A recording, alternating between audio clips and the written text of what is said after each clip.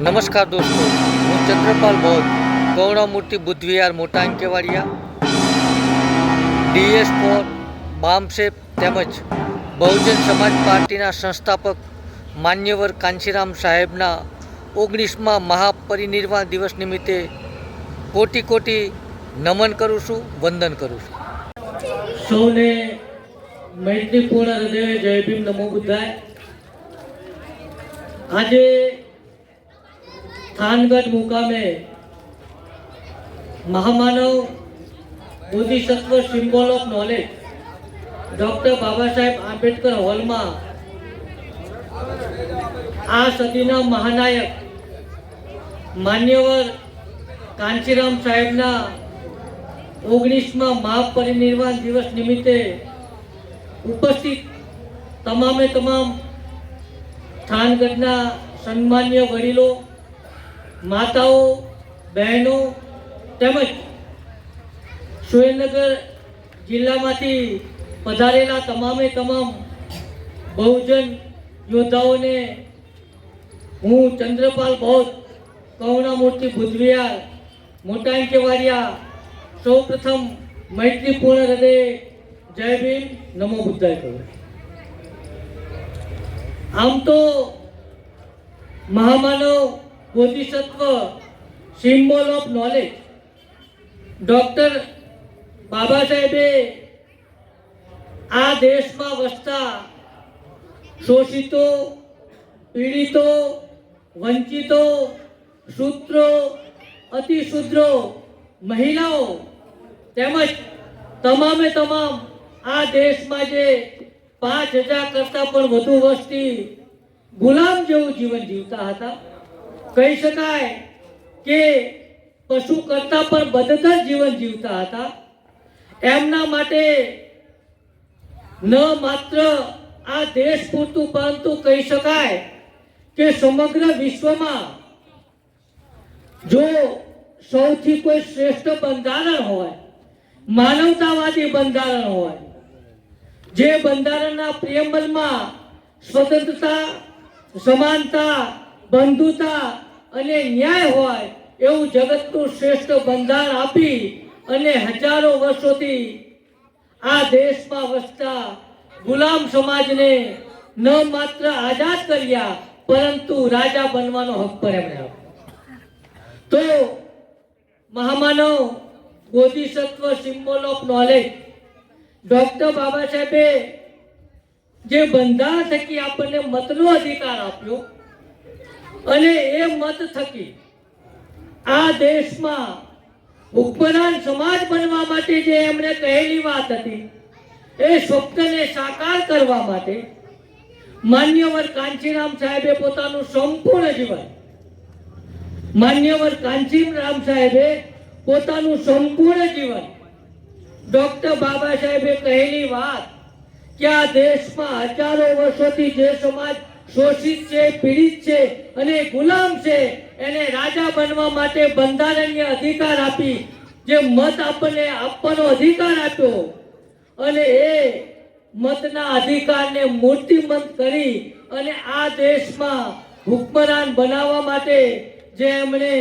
Bahujan Samaj party બનાવી અને આપણને જે માન્યવર કાંચીરામ કહેતા કે સમ્રાટ અશોકનું શાસન એ મારું સપનું છે.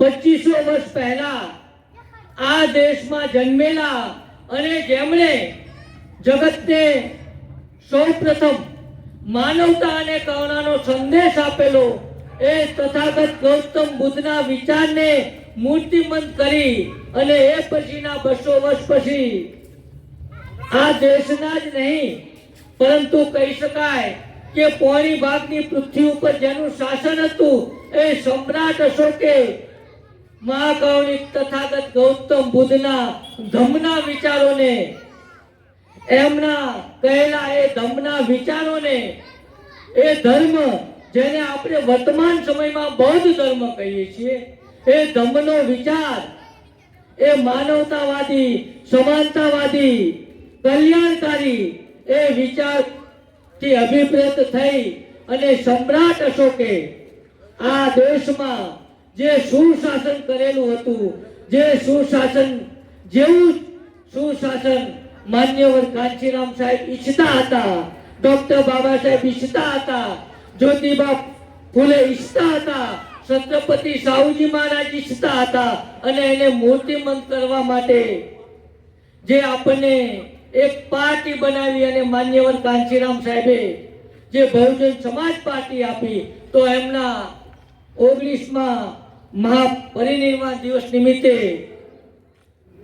હરિયાણાથી પધારેલ માનનીય ડોક્ટર સુરેન્દ્ર કલોડિયા સાહેબ આપણી વચ્ચે થોડીક વારમાં પધારવાના છે. તો એ પહેલા કાર્યક્રમની શરૂઆત કરતા પહેલા થોડો ઘણો સમય છે, તો હું જે વાત ડોક્ટર બાબા સાહેબે પોતાના સંવિધાન થકી આપણને અમલમાં મૂકી અને બુદ્ધના વિચારોને મૂર્તિમંત કર્યા, તો હું 2500 વર્ષ પહેલા આ દેશમાં જન્મેલા મહાકાવનિક તથાગત ગૌતમ બુદ્ધથી શરૂઆત કરી. આ દેશમાં 2500 વર્ષ પહેલા જન્મ લેનાર સિદ્ધાર્થ એને સૌ પ્રથમ જગતમાં માનવતા અને કરુણાનો સંદેશ આપેલો, અને એમણે જે ધર્મની વાત કરી, તો એ ધર્મ અંતર્ગત, કારણ કે જગતમાં અન્ય ઘણા બધા ધર્મો થયા, પરંતુ ડોક્ટર બાબા સાહેબે પોતાના જીવનકાળમાં હજારોની સંખ્યામાં પુસ્તકો વાંચેલા, પરંતુ એમણે પોતાના જીવનમાં 5 વર્ષ કરતા વધુ સમય તો માત્ર અને માત્ર ધર્મના પુસ્તકો વાંચવામાં જ કાઢ્યા. કારણ કે એમણે જોયું કે આ દેશમાં વર્તમાન સમયમાં એ સમયે જે એમની પરિસ્થિતિ એમણે જોઈ, એમણે જે અપમાન સહન કર્યા, એમને સ્કૂલમાં બહાર બેસાડતા હતા, એટલું જ નહીં, સ્કૂલના એ મટકામાંથી એમને પાણી પી નહોતા શકતા, એમના વાળ નહોતા કાપી શકતા કોઈ.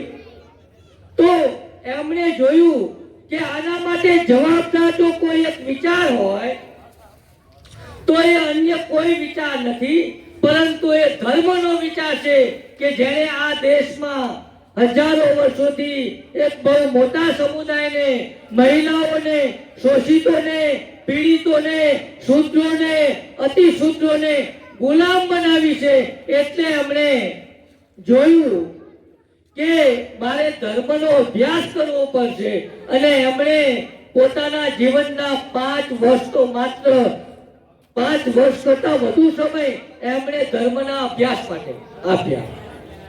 અને જગતભરના તમામે તમામ, ન માત્ર ભારતના પરંતુ જગતભરના તમામે તમામ ધર્મદાતાઓએ કહેલી વાત, જગતના તમામે તમામ દેશના જે ધર્મદાતાઓ થયા છે, એમણે કહેલા ધર્મનો પુસ્તક એમણે વાંચ્યા, પરંતુ એક પણ ધર્મના ધર્મદાતાએ પોતાના ધર્મના પુસ્તકમાં અથવા તો પોતે કહેલી ધર્મની વાતમાં એમણે ક્યાંય ધર્મ એટલે શું સ્પષ્ટ વાંચ્યું નહીં, અથવા તો કહી શકાય કે કોઈ પણ ધર્મના ધર્મદાતાએ ધર્મ એટલે શું એની સ્પષ્ટ વ્યાખ્યા, ચોક્કસ ડેફિનેશન નથી કરી. પરંતુ ડોક્ટર બાબા સાહેબે કહ્યું, એમણે ન માત્ર ભારતને પરંતુ જગતને જે એક મહાન ગ્રંથ ધી બુદ્ધા એની જ ધમ્મા ભેટ આપેલો છે,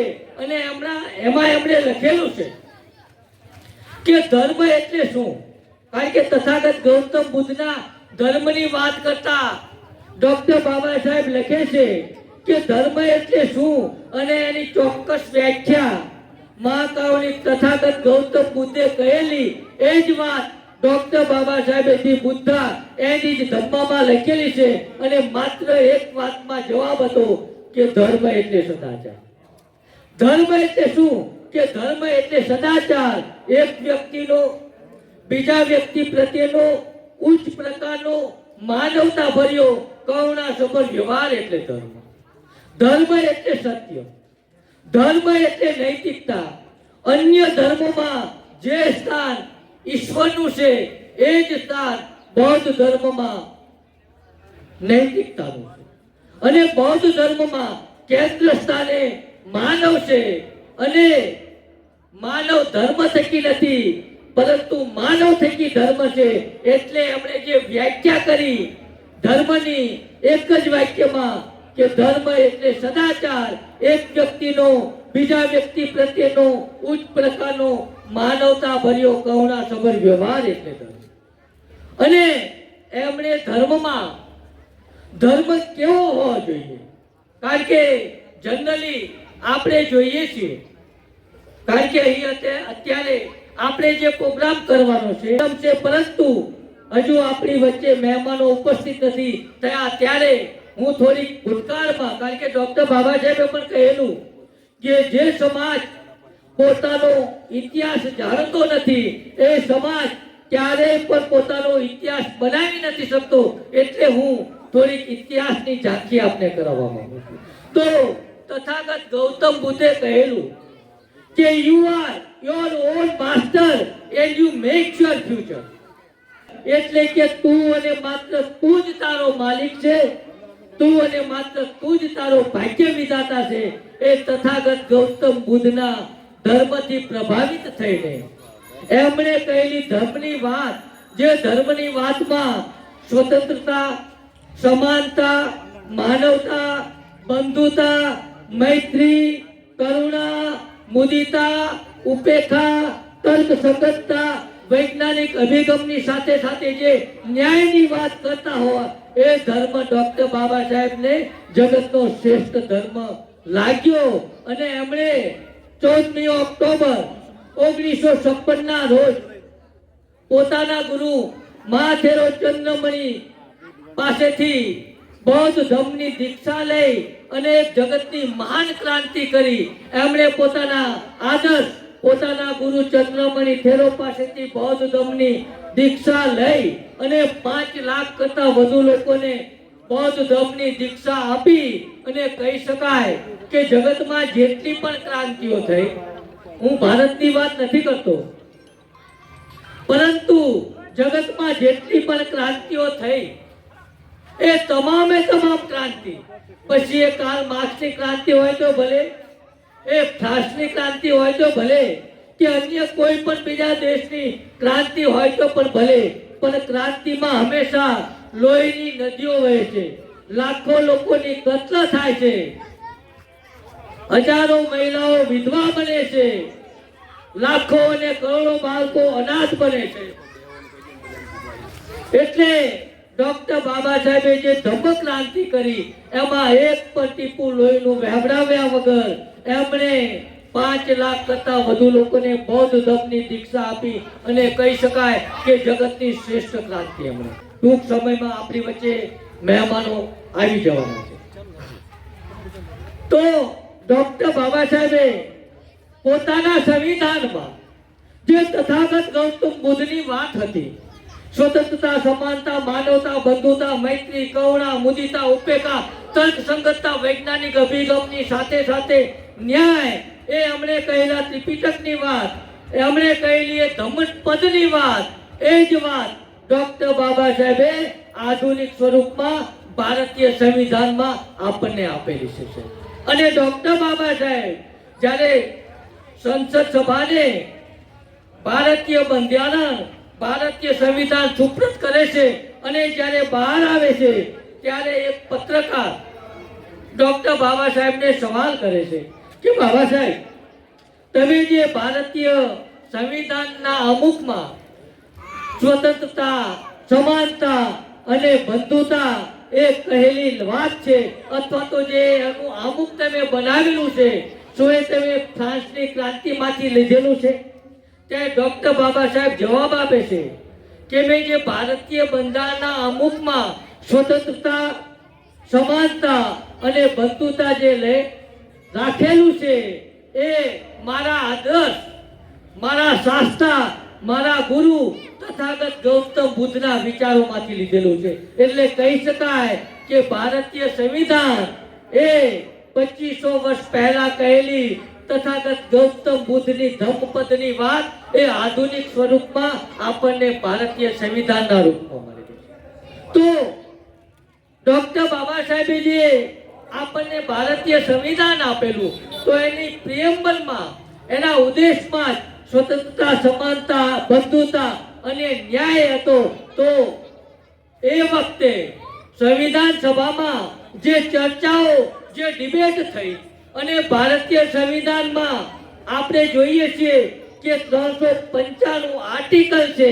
કદાચ આપણે તમામે તમામ આર્ટિકલ વાંચી ન શકીએ, પરંતુ એ ચર્ચામાં, એ ડિબેટમાં ભારતનું સંવિધાન કેવું હોવું જોઈએ, તો લગભગ અડધો હિસ્સો ભારતીય સંવિધાનના ઉદ્દેશિકા લખવામાં, એની પ્રસ્તાવના, એના પ્રિએમ્બલ લખવામાં વિતાવવો પડેલો.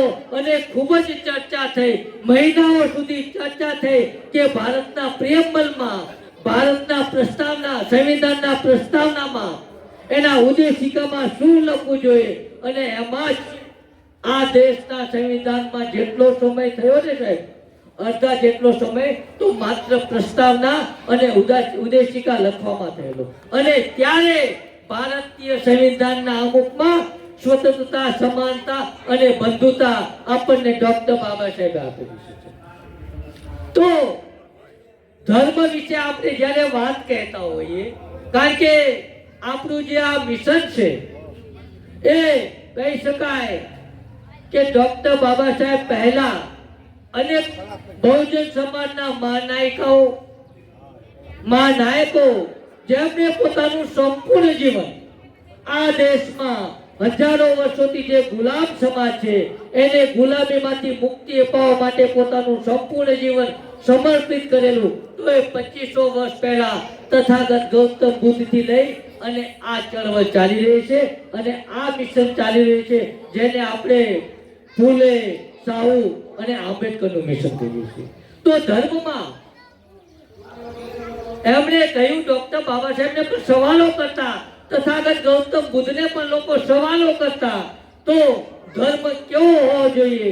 ત્યારે તથાગત ગૌતમ બુદ્ધે આમ તો ધર્મની જે એમણે વાત કહી, કારણ કે જગતમાં જેટલા પણ સાહિત્યના પુસ્તકો છે, એમાં કહી શકાય કે સૌથી વધુમાં વધુ જો કોઈ પણ ધર્મનું સાહિત્ય હોય તો એ તથાગત ગૌતમ બુદ્ધના બૌદ્ધ ધર્મનું સાહિત્ય છે, જેને ત્રિપિટક કહી શકાય. 3 પટારા ભરીને સાહિત્ય છે, એટલે બધી વાત આપણે કહી ન શકીએ, વાંચી પણ ન શકીએ, કદાચ આપણી બુદ્ધિ ક્ષમતા પ્રમાણે એને સમજી પણ ન શકીએ. પણ અમુક બાબતો જ્યારે તથાગત ગૌતમ બુદ્ધને ધર્મ અંગે સવાલો કરતા ત્યારે થતી, તો એમાં પહેલી વાત હતી કે ધર્મ એટલે શું, જેની મેં હમણાં તમને વ્યાખ્યા કરી. પછી કે ધર્મ કેવો હોવો જોઈએ.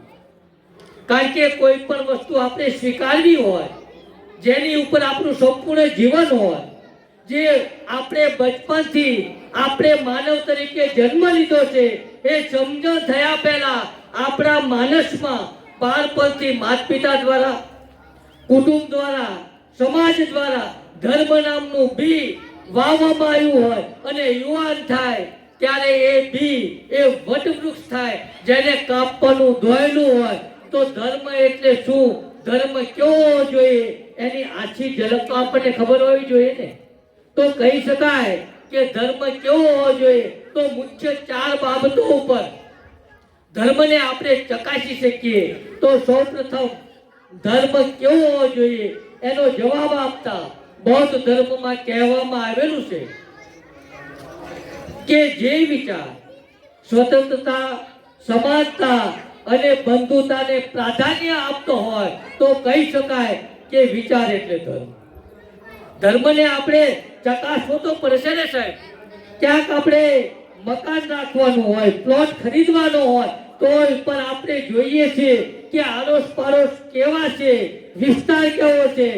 તો આપણે જે જીવનમાં વ્યક્તિગત આપણું સંપૂર્ણ જીવન જીવવાનું હોય છે, આપણા તમામે તમામ જીવનના મૂલ્યો એ ધર્મમાંથી આપણે શીખવાના હોઈએ, તો એ ધર્મની વિચારસરણીને કમસે કમ આપણે પહેલા ચકાસવી જોઈએ, તપાસવી જોઈએ. તો એ તથાગત ગૌતમ બુદ્ધના વિચારોમાં કહેવામાં આવ્યું કે જે વિચાર સ્વતંત્રતા, સમાનતા અને બંધુતાને પ્રાધાન્ય આપતો હોય, તો કહી શકાય કે એને ધર્મનો વિચાર કહેવાય. પછી એમણે બીજી વાત કહી કે જે વિચાર તર્કસંગતતા અને વૈજ્ઞાનિક અભિગમને પ્રાધાન્ય આપતો હોય તો એને ધર્મનો વિચાર કહી શકાય. તો જે ધર્મમાં હજારો વર્ષોથી આપણે છીએ, શું એ ધર્મમાં તર્ક કરવાની આપણને છૂટ છે ખરી? હું કોઈ ધર્મની નિંદાના અર્થમાં વાત નથી કરતો સાહેબ, વડીલો, માતાઓ, બહેનો અને યુવાનો, પરંતુ જે ધર્મમાં આપણે છીએ, આપણા માતા પિતા હતા, આપણા મોટા ભાગનો સમય સમાજ હતો, અને જે ધર્મ થકી આપણને પશુ કરતા પણ બદતર, નીચ, શુદ્ર, અતિ શુદ્ર અને ગુલામ માનવામાં આવતા હોય તો એ ધર્મમાં તર્ક કરવાની શું આપણને છૂટ મંજૂરી હતી? તો સવાલ થશે ના, કારણ કે પહેલેથી ચલી આતી है તો हमें स्वीकार करना ही पड़ता है. એટલે સાચું શું અને ખોટું શું એ અંગેનો તમે તર્ક ન કરી શકો, અને જો તર્ક કરો તો કદાચ તમને એ સમાજ અને કુટુંબમાંથી પણ ઘણું બધું વેઠવું પડે સાહેબ. આ પરિસ્થિતિ છે જ્યારે તથાગત ગૌતમ બુદ્ધનો ધર્મ કહે છે કે જે વિચાર તમને તર્ક કરવાની છૂટ અને વૈજ્ઞાનિક અભિગમ આપતો હોય તો કહી શકાય કે વિચાર એટલે ધર્મ. પછી ત્રીજી બાબત છે, જે વાત કદાચ હું તમને કહીશ યોગ્ય ન પણ લાગે, પણ જ્યારે ધર્મ અને એમાંય ખાસ કરી અને બૌદ્ધ ધર્મની વાત થતી હોય તો મારે અહીં ઠોકીને કહેવી પડે. ત્રીજી બાબત કહે છે કે ધર્મને તપાસવો હોય, ધર્મને ચકાસવો હોય તો એના આયામો છે. તો એમાં ત્રીજી બાબત છે, ત્રીજો આયામ છે કે ધર્મ એ ક્યારે ઈશ્વર અને આત્માને માનતો હોવો જોઈએ.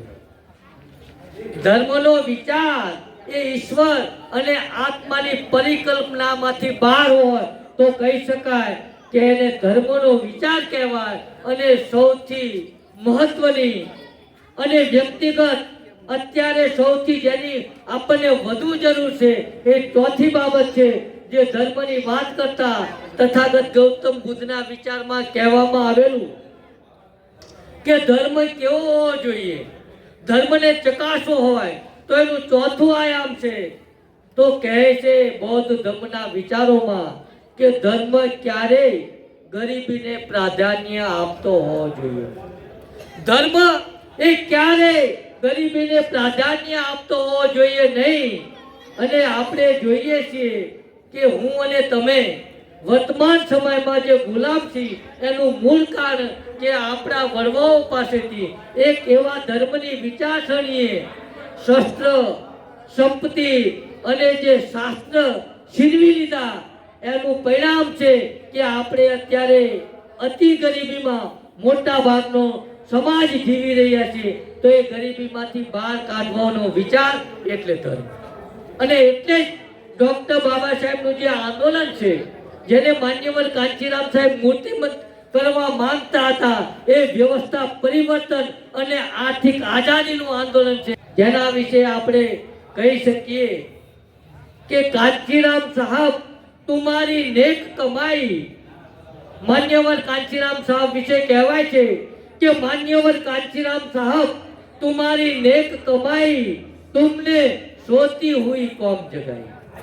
मान्यवर कांचीराम साहेबे સૂતેલી કોમને જગાડી અને આજે દેશમાં ડોક્ટર બાબા સાહેબના કારવાને મંજિલ સુધી પહોંચાડવા માટે પોતાનું સંપૂર્ણ જીવન સમર્પિત કર્યું. તો એમના 19માં આ પરિનિર્વાણ દિવસે હું એટલા માટે ધર્મની વાત કરી કારણ કે હજુ આપણી વચ્ચે મહેમાનો આવેલા નથી. તો એ સમય દરમિયાન મારે કંઈક વાત કહેવી પડે તો હું કરુણા મૂર્તિ બુદ્ધવિહાર મોટા કેવારિયા ચલાવી રહ્યો છું. એટલે સૌ પ્રથમ હું ધર્મની વાત કોઈ પણ જગ્યાએ કહું છું, કારણ કે આપણે ગુલામ બન્યા એનું મૂળ કારણ ધર્મ હતું. કયો ધર્મ છે મને કહેવાની જરૂર નહીં પડે, કારણ કે એનો ભોગ હું અને તમે આપણા પૂર્વજો બનેલા જ છે. તો એ ધર્મ થકી જ્યારે આપણે ગુલામ બન્યા હતા તો આઝાદ કરવા માટેના ધર્મને એક્સેપ્ટ કરવા માટે સ્વીકારવા માટે અને એને સમજવા માટે, એને વાંચવા માટે આપણે યુવાનોએ પહેલ કરવી પડશે. કારણ કે ડોક્ટર બાબા સાહેબે જે કોટેશનો કહેલા, જે વાતો કહેલી, એ વાતો આપણે વાંચવી જોઈએ. તો એમણે એક વાક્ય કહેલું છે કે સૌથી મોટામાં મોટી માનવ સેવા જો કોઈ હોય, આ ડોક્ટર બાબા સાહેબનું કોટેશન છે કે સૌથી મોટામાં મોટી માનવ સેવા જો કોઈ હોય તો એ બૌદ્ધ ધર્મનો પ્રચાર પ્રસાર. સૌથી મોટામાં મોટી માનવ સેવા જો કોઈ હોય તો એ બૌદ્ધ ધર્મનો પ્રચાર પ્રસાર છે. આ ડોક્ટર બાબા સાહેબે કહેલું છે. અને ડોક્ટર બાબા સાહેબે પોતાના જીવનના અંતિમ દિવસોમાં ભારત નહીં પરંતુ જગતને એક મહાન ગ્રંથ ભેટ આપેલો, જેનું નામ the Buddha and his Dhamma છે, કે એટલે કે તથાગત ગૌતમ બુદ્ધ અને એનો ધર્મ. એના મુખ પૃષ્ઠ ઉપર પણ લખેલી વાત છે કે સામાજિક ઉત્થાન માટે ડોક્ટર બાબા સાહેબે કહેલી વાત છે કે સામાજિક ઉત્થાન માટે અનેક સાધનોની જરૂર પડે. એમાં કયું સાધન પહેલું વાપરવું અને કયું સાધન પછી વાપરવું, એનો ક્રમ કાયમ એક સરખો રાખી શકાય નહીં. સામાજિક ઉત્થાન માટે અનેક સાધનોની જરૂર પડે.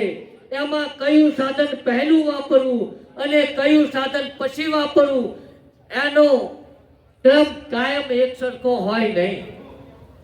કારણ કે ક્યારેક શિક્ષણની જરૂર પડે, ક્યારેક સંગઠનની જરૂર પડે, ક્યારેક આંદોલનની જરૂર પડે, ક્યારેક આર્થિકતાની જરૂર પડે અને ક્યારેક ઉગ્ર આંદોલનની પણ જરૂર પડે અને ક્યારેક રાજનીતિની પણ જરૂર પડે. પરંતુ ડોક્ટર બાબા સાહેબ કહે છે કે સામાજિક ઉત્થાન માટે અનેક સાધનોની જરૂર પડે. એમાં કયું સાધન પહેલું વાપરવું અને કયું સાધન પછી વાપરવું, એનો ક્રમ કાયમ એક સરખો રાખી શકાય નહીં. પરંતુ જો ક્રમ આપવાનો જ હોય તો ધર્મ પરિવર્તન એ પ્રથમ પગથિયું છે. કારણ કે ડોક્ટર બાબા સાહેબે જોયું કે હું અને તમે જે ગુલામ બન્યા છે, હજારો વર્ષોથી જે સમાજ ગુલામ બન્યો છે, તેનું મૂળ કારણ એ એક વિચાર હતો, જે ધર્મનો વિચાર હતો. એટલે ડોક્ટર બાબા સાહેબ કહેતા કે સામાજિક ઉત્થાન માટે પહેલું અને છેલ્લું પગથિયું હોય તો કહી શકાય કે ધર્મ પરિવર્તન. એટલે ડોક્ટર બાબા સાહેબે ભારતીય બંધારણમાં ઘણી બધી બાબતો આપણને કહી છે, પરંતુ એમાં 4 મુખ્ય બાબતો છે જે આપણને પ્રતિનિધિત્વના સ્વરૂપમાં આપેલી છે અને જેને આપણે આરક્ષણ કહીએ છીએ, અનામત કહીએ છીએ. તો ભારતીય સંવિધાનમાં ડોક્ટર બાબા સાહેબે આ દેશમાં વસતા શોષિતો, પીડિતો, વંચિતો, જેને ડોક્ટર બાબા સાહેબે 3 કેટેગરીમાં વહેંચી, એસસી, એસટી અને ઓબીસી તેમજ મહિલાઓ માટે જે અનામતની વાત કરી, તો એમાં મુખ્ય 4 બાબતો છે. તો પહેલી બાબત રિઝર્વેશન ઇન એજ્યુકેશન. ડોક્ટર બાબા સાહેબે બંધારણમાં જે આપણને અનામત આપી, જે પ્રતિનિધિત્વ કરવા માટેની તક આપી, જે ચાન્સ આપ્યો, આપણા માટે જે બંધારણીય જોગવાઈ કરી, તો એમાં પહેલી છે રિઝર્વેશન ઇન એજ્યુકેશન, એટલે કે શિક્ષણમાં અનામત. જે સમાજ હજારો વર્ષોથી શિક્ષણથી વંચિત છે અને એ સમાજને સૌપ્રથમ બંધારણીય જે જોગવાઈ કરી અને આપણા માટે અનામતની વાત કરી, તો ડોક્ટર બાબા સાહેબે પહેલી અનામત આપી રિઝર્વેશન ઇન એજ્યુકેશન, જે પ્રતિનિધિના સ્વરૂપમાં છે. પછી એમણે બીજી અનામત આપી રિઝર્વેશન ઇન સર્વિસીસ. ડોક્ટર બાબા સાહેબે શિક્ષણની અનામત આપ્યા પછી આ દેશમાં નોકરી માટેની વ્યવસ્થા કરવા માટે આપણને જે અનામત આપી એ રિઝર્વેશન ઇન સર્વિસીસ. પછી એમણે ત્રીજી અનામત આપી. બંધારણીય વાત જ્યારે ડોક્ટર બાબા સાહેબની થતી હોય તો આપણા માટે કહી શકાય કે જીવન જીવવા માટે જેમ ઓક્સિજનની જરૂર છે, તો આપણને માનવ તરીકે જીવન જીવવા માટે ભારતીય સંવિધાનની જરૂર છે.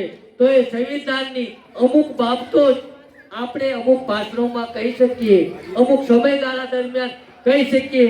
અને એમણે ત્રીજી બાબત કહી, રિઝર્વેશન ઇન ઇન્ડસ્ટ્રી, એટલે કે ઔદ્યોગિક ક્ષેત્રે અનામત, જેનાથી અમુક ટકા આપણા લોકો ઉદ્યોગ કરતા પણ થયા, અમુક ટકા લોકો રિઝર્વેશન ઇન સર્વિસ સીટ માંથી નોકરી મેળવતા થયા, આઈએએસ, આઈપીએસ તેમજ ડોક્ટર, એન્જિનિયર કે વકીલ અને જજ સુધી બની શક્યા. તો ડોક્ટર બાબા સાહેબની એક કલમ થકી આપણને તમામે તમામ જગ્યાએ જવા માટેના દરવાજા ડોક્ટર બાબા સાહેબે ખોલા છે. અને એમણે ચોથી બાબત જે કહી કે રિઝર્વેશન ઇન પોલિટિકલ બેઝ, એટલે કે રાજકીય અનામત.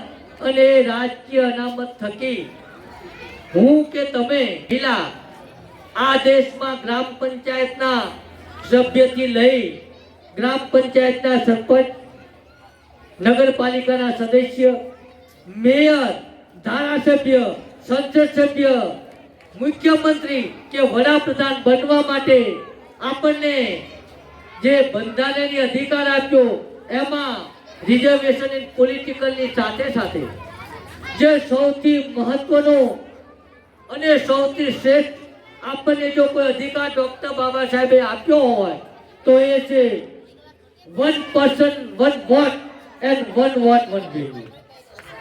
1 person 1 vote and 1 vote 1 value, એટલે કે એક વ્યક્તિનો એક મત અને એક મતની કિંમત માત્ર અને માત્ર એક મત. પછી આ દેશમાં રોડ ઉપર રખાતો કોઈ ગરીબ હોય તો ભલે, એ રાજા હોય તો ભલે, એ જમીન માલિક હોય તો ભલે, એ મિલ મજૂર હોય તો ભલે, એ ખેત મજૂર હોય તો ભલે, આ દેશનો કોઈ સ્કૂલમાં પટ્ટાવાળો હોય તો ભલે, કે સ્કૂલનો હેડ માસ્ટર હોય તો ભલે, એ કલેક્ટર કચેરીમાં એક સામાન્ય ક્લાર્ક હોય તો ભલે, કે કલેક્ટર કચેરીમાં કલેક્ટર હોય તો ભલે, આ દેશનો વડાપ્રધાન હોય તો ભલે, કે દેશનો સામાન્ય નાગરિક હોય તો ભલે, ડોક્ટર બાબા સાહેબે 1 person 1 vote and 1 vote 1 value, એટલે કે એક વ્યક્તિ એનો એક મત અને એક મતની કિંમત માત્ર અને માત્ર એક મત કહી અને આપણને આ દેશમાં હુકમરાન બનાવવા માટે જે બ્રહ્માસ્ત્ર આપ્યું, તો એ મતના અધિકારથી માન્યવર કાંચીરામ સાહેબે જે આપણને પાર્ટી બહુજન સમાજ પાર્ટી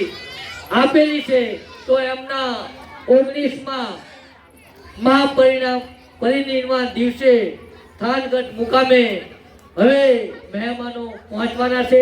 તો મારી વાતને વિરામ આપું છું. આપ સૌએ મને શાંતિથી સાંભળ્યો એ બદલ આપ સૌનો મૈત્રીપૂર્ણ હૃદય આભાર માનું છું.